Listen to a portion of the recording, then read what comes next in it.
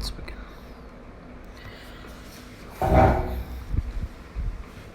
Hello students. So today we will discuss about deep drawing. This was one of the topic which was left, and I'm sorry for the delay because of this examination session. So let's begin. So this is from the book Swades Singh, production engineering. So I'm just naming the author from where I'm taking the sources, so that I just want to avoid the plagiarism. Okay, तो deep drawing होता क्या है देख लेते हैं. So it is one of the important part of our manufacturing process. क्या है, let's see. तो जो आपका शीट मेटल फॉर्मिंग प्रोसेस है उसी के अंदर ये प्रोसेस यूज़ होता है. तो ये बेसिकली नोट्स की तरह भी सर्व करेगा स्टूडेंट्स, तो आप इसको पर्सनल रेफरेंस के लिए भी यूज़ कर सकते हैं. But I will just explain the important points. Okay, in the deep drawing, which is also called as cup drawing or radial drawing, flat thin sheet blank are formed into cup shaped components by pressing the central portion of the sheet into die opening using a punch to draw the metal into the desired shape. So दिख रहा है आपको यहाँ पे, ये punch is there, blank holder is there, die is there. This is R1 and R2 are the diameters of punch and die, and then you can see the blank in the black color.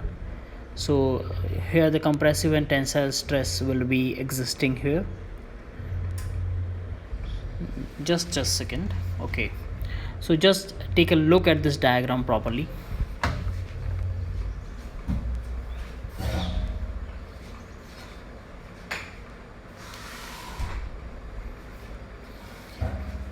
So I think the diagram is pretty clear, so let's continue. The blank में भी circular हो सकता है, blank आपका rectangular हो सकता है, या फिर और भी ज़्यादा कॉम्प्लेक्स आउटलाइन का हो सकता है.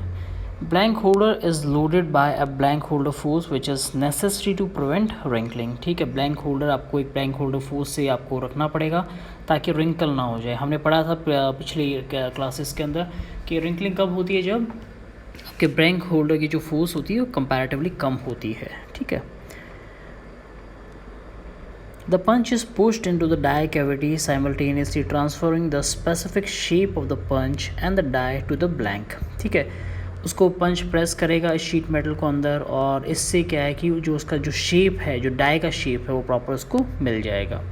During the forming stage, the material is drawn out of the blank holder die region and the material is subject to compressive and tensile stresses in this portion. So students, I have marked this, that in this portion there will be compressive as well as tensile stresses. Okay, fine. Tensile stress in this one. When a very high blank holding force is applied, the deep drawing process becomes a stretching process. जब आप blank holding force को बहुत ज़्यादा employ कर देंगे तो it will no longer be deep drawing process, but it will be a stretching process. In stretch forming और stretching, the flange of the flat blank is securely clamped. In some cases the material is fixed under the blank holder and the remaining part of the blank is formed over a tool. Normally a rigid punch is used to form the part. Stretching is characterized by biaxial tensile stresses leading to significant thickness reduction in the deformation zone. So stretching is a little bit different. यहाँ पे आपके sorry, compressive forces ज़्यादा होंगी, बहुत ही ज़्यादा होती हैं, और इसकी वजह से होल्डिंग फोर्स ज़्यादा होने की वजह से ये एक स्ट्रेचिंग में क्या, जो थिकनेस जो आपको मिलेगी मेटल की वो और भी ज़्यादा कम मिलती है. Okay, so now you can just read. Bending is the plastic deformation of metal about a linear axis called the bending axis with little or no change in the surface area. The bending process is usually not only to form parts such as angle sections, flanges, seams and corrugation, but also to imply stiffness to the part by increasing its moment of inertia. It is the most common type of deformation that occurs in almost all sheet forming operation. देखिए जहाँ पे ये band हो रहा है, जहाँ से मुड़ रहा है ये आपका मटेरियल, वहाँ पे आपकी बैंडिंग भी होगी, और बैंडिंग प्रोसेस कई बार हमें स्टिफनेस मतलब ज़्यादा फ्लेक्सिबिलिटी कम होगी और स्टिफनेस ज़्यादा बढ़ाने के भी काम आता है. ठीक है, तो बेंडिंग भी इसके अंदर है. तो दस वाई जब we are just discussing what bending, how bending is being used in this process. Let's continue. In deep drawing operation bending of sheet takes place over the die curvature. देखिए डाई का जहाँ कर्वेचर है, जहाँ से die मुड़ रही है, वहाँ पे बैंडिंग होगी आपकी. ठीक है, The bending experiences localized strains which are tensile on the outer side of the neutral axis and compressive on the inside. ठीक है, बैंडिंग में क्या है, मुड़ेगा मेटल सी शेप लेगा. सी शेप के अंदर क्या होता है, जो बीच में जो एक्सेस होती है, जिस एक्सेस के अलॉन्ग वो मुड़ रहा है, that is known as neutral axis. और ऊपर की तरफ आपका टेंसाइल होता है, नीचे की तरफ आपका कंप्रेसिव फोर्सेस होते हैं. In deep drawing, the majority of deformation occurs in the flange of the curve. ठीक है, the metal subjected to three different types of stresses. These stresses have influence over the thickness, over thickness subjected to thickness variation in drawn curve. The primary deformation in the flange of the deformation curve, which undergoes radial tension and circumferential compression. तो ये आपको देखना होगा, जो आपका circumference है, जो आपका फ्लैंज है, उस पोर्शन के आपके देखिए रेडियल टेंशन मिल रहा है आपको और सर्कमफ्रेंशियल कंपोनेंट मिल रहा है. And this circumferential component is sometime also known as hoop stress. ठीक है स्टूडेंट्स, तो these are some of the more technical details. अगर आपको और टेक्निकलिटी में जाना है तो then you can just read it out. It's very simple, but you just need to understand what deep drawing is. Deep drawing एक ऐसा process है जिसके अंदर हम ब्लैंक को रखते हैं और पंच से ड्रॉ करते हैं, और जो हमारी थिकनेस होती है, जो अपना LDR रेशो होता है, वो कंपैरेटिवली ज़्यादा होता है. तो will go into this thing also. Let's go. The draw ratio DR क्या होता है of deep drawing process is calculated at the ratio blank diameter to the cup diameter.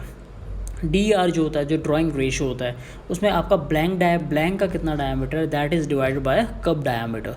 For achieving very high draw ratio, redrawing and ironing और annealing between draw is perform. तो आपको अगर बहुत ज़्यादा drawing ratio चाहिए होता है, मतलब जो ये रेशो कब ज़्यादा होगा, ये क्या है, क्या बेसिकली ब्लैंक का डायमीटर डिवाइडेड बाय कप का डायमीटर. तो आप चाहेंगे कि ब्लैंक के डायमीटर के कंपैरिजन में कप का डायमीटर और ज़्यादा कम हो, तो उसके लिए आपको रीड्रॉ करना पड़ेगा इसको बार बार. इससे रीड्राइंग से आपको मिल सकता है. ठीक है, the maximum draw ratio that can be obtain under perfect deep drawing conditions is called as limiting drawing ratio. LDR क्या है, बेसिकली मैक्सिमम वो रेशियो है जो आपको मिल सकता है एक नॉर्मल कंडीशंस के अंदर. The LDR is considered a good measure of drawability of material. LDR अगर ज़्यादा है तो ज़्यादा आप इजीली ड्रॉ कर सकते हो मटेरियल को, LDR कम है तो इजीली ड्रॉ नहीं होगा. In conventional deep drawing the force of the punch required to produce a cup is a summation of the force required for deformation, the friction force and the ironing force. तो ठीक है, this is it's talking about the force on the punch. Punch कौन कौन सा friction force के overcome करना होता है और आयरनिंग फोर्स के ओवरकम करना होता है इसको.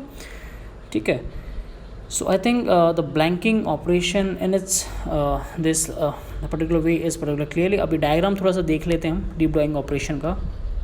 ये देखिए आप, ये ब्लैंक डायमीटर D से दिखा रखा है आपको, और ये कप का डायमीटर है आपका, जो फाइनल आपका शेप बन रहा है. ठीक है, and this is neck region, this is अब talking about the thickness, this is wall thickness, और ये सबसे नीचे आपका cross section area of view of cup दिखा रखा है आपको.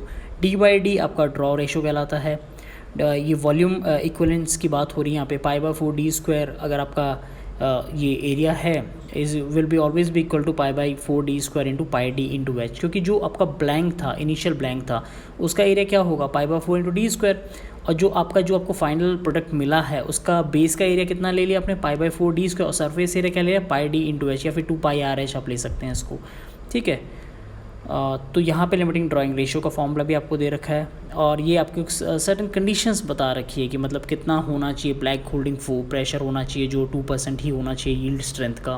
क्लियरेंस आप दे सकते हैं 1.2 to 1.4 times of thickness, die corner radius 10 times of thickness, punch diameter radius 6 times of thickness. So these are some of the very important concepts. You just take once again a look, और फिर आपको doubt रहता है आप पूछ सकते हैं मुझे कमेंट सेक्शन के अंदर. Just a second.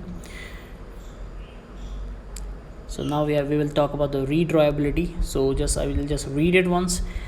Thickness in the drawn cup of the punch corner will be low because maximum load is appearing on the material in this region. देखिए आप जब डीप ड्राइंग कर रहे हैं, जो आपका कप का रीजन है, जो नीचे वाला रीजन है, वहाँ पे थिकनेस आपको कम से कम मिलेगी, क्योंकि मैक्सिमम लोड वहाँ पे इम्प्लाई हो रहा है. Since compressive hoop stress is appearing in the flange region, so thickness of the drawn cup on the wall region increases. As the diameter of blank increases, thickness on the drawn cup in the punch corner region will decrease. So these are some of the criteria. The maximum diameter of the blank that can be drawn. Safely without any fracture is called the LDR, ये बात कर चुके हैं हम लोग.